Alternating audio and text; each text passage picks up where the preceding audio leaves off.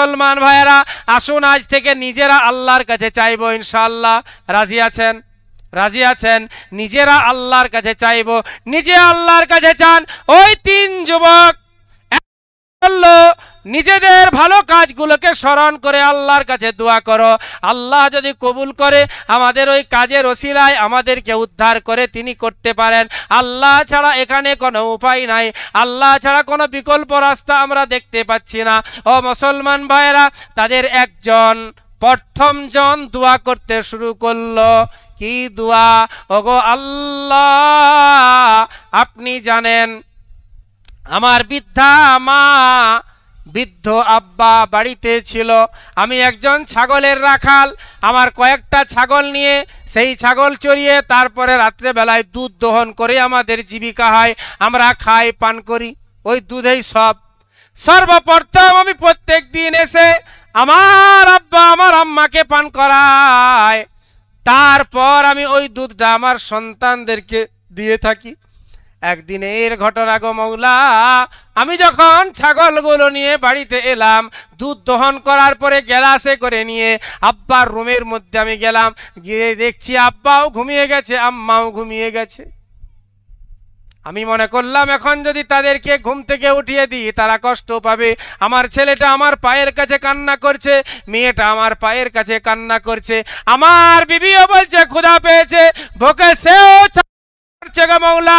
আমি কাউকে খেতে দিই নাই, কারণ আমার নিয়মটাই ছিল সর্বপ্রথম আমি আমার আব্বা আম্মাকে খাওয়াই, তারপরে অন্য কাউকে খাওয়াই।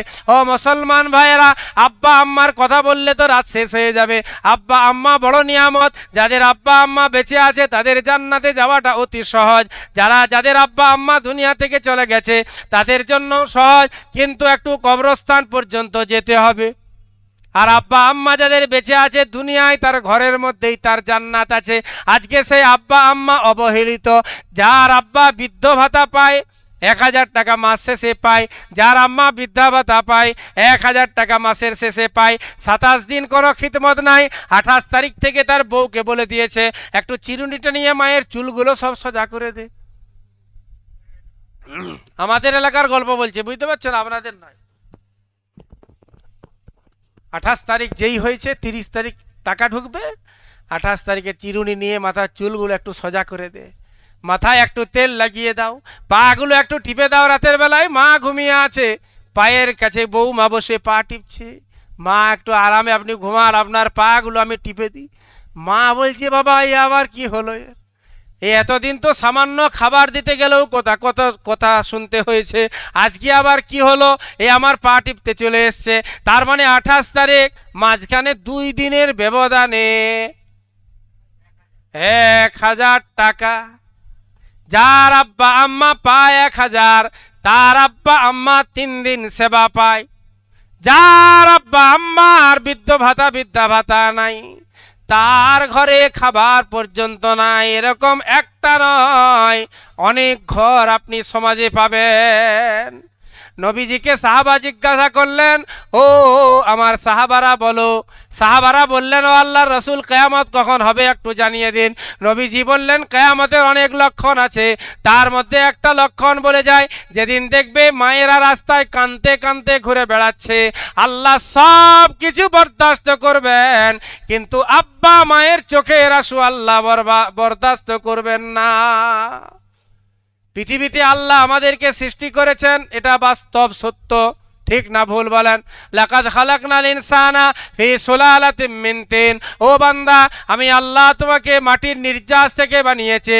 সুম্মা খালাকনান নুতফাতা আলাকাতান ফাখালাকনাল আলাকাতা মুযগাতান ফাখালাকনাল মুযগাতা ইযামান ফাকাসাউনাল ইযামা লাহমা। ও বান্দা, তুমি ছিলে একটা নাপাক পানির আকারে, তারপর সেটা হয়েছে রক্ত, জমাট রক্ত, তারপর হয়েছে সেটা মাংসপিণ্ড, তারপর আমি বানিয়েছি হাড্ডি, তারপর সেই ফাকাসাউনাল ইযামা লাহমা, অতঃপর তোমার ওই হাড্ডিগুলোকে আমি গোস্ত দিয়ে আবৃত করেছি, তারপর একটা সুন্দর সৃষ্টি আমি পৃথিবীতে এনেছি। এই সমস্ত কর্মগুলো সমস্ত কৃতকার্য এগুলো কিন্তু পৃথিবীর জমিনের বুকে করা হয়নি, বরং ওই মায়ের পেটের অন্ধকারের মধ্যে করা হয়েছিল।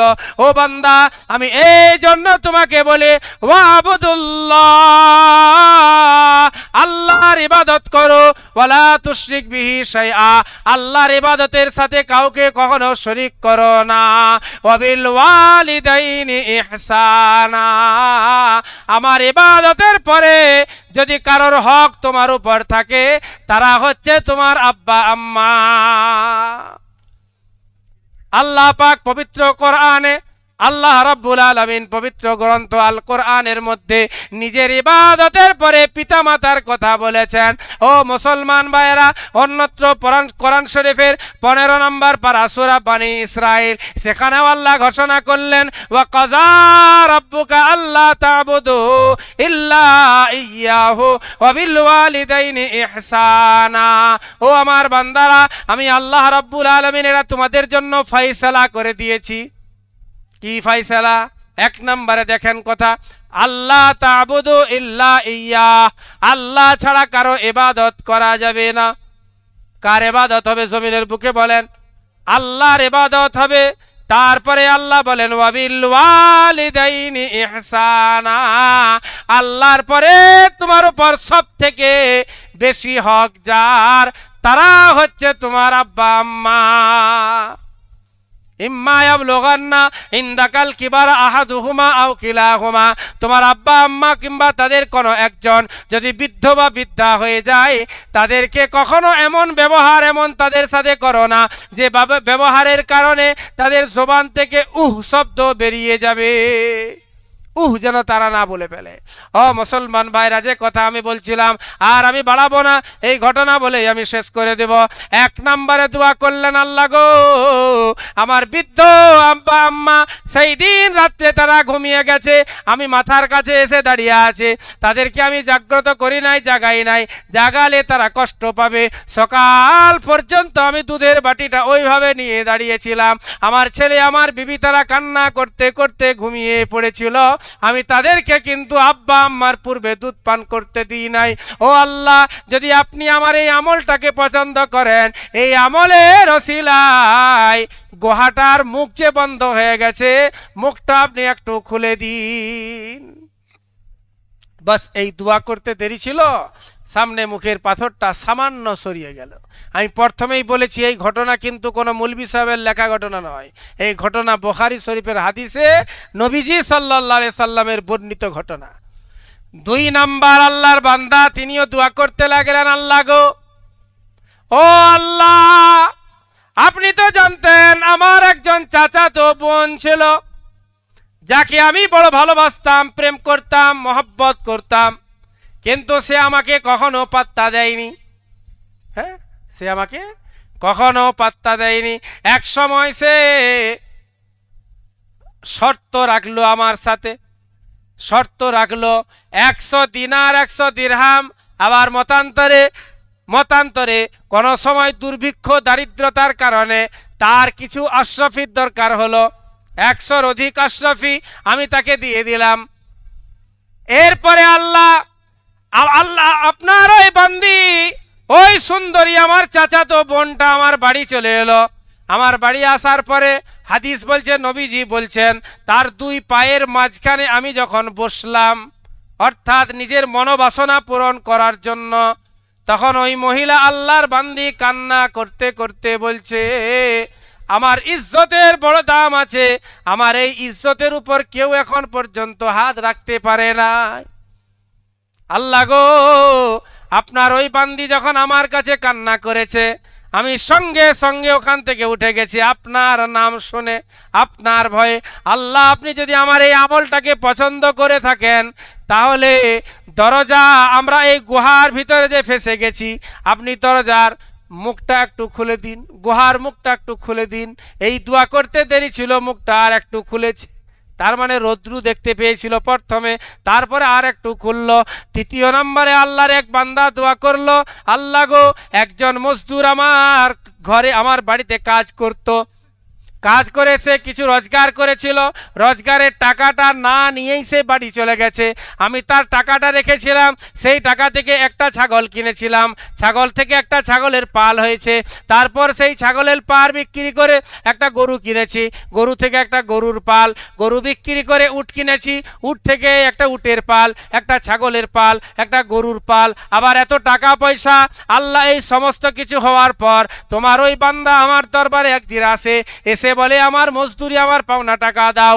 আমি তাকে বললাম এই যে উটের পাল এটাও তোমার, ছাগলের পাল এটাও তোমার, এই যে গরুর পাল এটাও তোমার, এই সমস্ত সম্পত্তি তোমার। সে অবাক হয়ে গেল, বলে আমার সাথে তুমি মাসখারা করছো, আর কি করছো, তামাশা করছো, ঠাট্টা করছো? বলে না না, আমি ঠাট্টা করি নাই, তোমার সাথে আমি মাসখারা করি নাই, বরং তুমি যে টাকাটা আমার কাছে রেখে চলে গিয়েছিলে, আমি সেই টাকাটাকে ব্যবসায় লাগিয়ে তোমার এই সম্পদকে আমি এতটা বাড়িয়েছি। বলুন সুবহানাল্লাহ। আল্লাহ গো, আপনার দরবারে আমার এই আমলটা যদি একটু পছন্দ হয়, আপনি যদি আমার এই আমলটাকে কবুল করে থাকেন, আমার এই আমলটা যদি আপনার জন্য হয়ে থাকে, তাহলে আজকে আমরা যে এই গুহার ভিতরে একটু ফেঁসে গেছি, আল্লাহ আমাদেরকে উদ্ধার করে দিন। দোয়া করতে দেরি ছিল, গুহার মুখের মধ্যে যে পাথরটা ছিল, পুরো পাথরটাকে আল্লাহ সরিয়ে দিয়েছেন, পুরো পাথর সরে গেছে, তারা সেখান থেকে উদ্ধার হয়ে গেছেন, তারা সেখান থেকে নিষ্কৃতি লাভ করেছেন। তো মুসলমান ভাইরা, যেটা বলার জন্য এই ঘটনা বললাম, যে দোয়া সবার কবুল হয়। মৌলভী সাহেব এনে দোয়া করতে হবে, আলেম এনে দোয়া করতে হবে, অমুক লোক দোয়া করলে আমরা আমিন আমিন বলবো না। আমরা সবাই আল্লাহর বান্দা, আর আমাদের সকলকেই আল্লাহ ভালোবাসেন, মুসলমান প্রাণ প্রিয় ভাইয়েরা। তাই সকলে আল্লাহর কাছে দোয়া করব। আল্লাহ রাব্বুল আলামিন বলেন, বান্দারে তুই দোয়া কর, তুই যখন আমার দিকে পায়ে হেঁটে আসিস, আমি তোর দিকে দৌড়ে দৌড়ে যাই। বুখারীর হাদিস, তুই আমার দিকে অর্ধ হাত আসবি, আমি তোর দিকে এক হাত যাব, তুই আমার দিকে এক হাত এলে আমি তোর দিকে, অর্থাৎ আমার রহমত তোর দিকে দুই হাত যায়। তুই যখন আমার দিকে হেঁটে হেঁটে আসিস, আমি আল্লাহ আমার রহমত তোর দিকে দৌড়ে দৌড়ে যাই। বলুন সুবহানাল্লাহ। ইয়ামশি হারওয়ালাতান, তোর দিকে আমি দৌড়ে যাই, তুই চাইতে দেরি, আমার দিতে দেরি নাই।